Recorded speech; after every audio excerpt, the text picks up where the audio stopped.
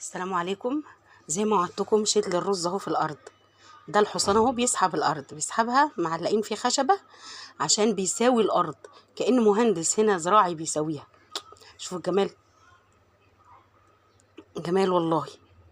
يوم كده بيروي القلب. شوف بقى، جايبين الشتلات، بيبقى عندنا ترقيده حاطين فيها البذور تعمل شتلات، ياخدوها يعملوها حزم ويحدفوها كده في الميه عشان العمال لما يجوا سهل عليهم بقى وهم ماشيين في الحر ده يزرعوا.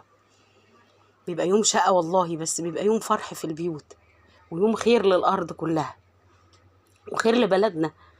في المنظر الجميل، المنظر الشجر مع المية اللي في الأرض كلها مليانة مية عشان الرز بيحب المية الكتير. اهي بص بقى هنا الناس اهم، الناس الشقيانة اللي في عز الشمس بيمسك كل ربطة أو حزمة يوصل لها يفككها وياخدها بقى يزرعها شتلة شتلة جنب بعضها. شو مرصوصة ازاي، فن وجمال وتعب والله. ربنا يقويهم يا رب، ربنا يقويهم، خير لبلدنا كلها. منظر جميل، الارض ما تبقى سمرة، تبص تلاقيها بقى مليانه ميه وفجأة اتملت بالخضره الجميله دي. اجمل منظر يفرح القلب والله.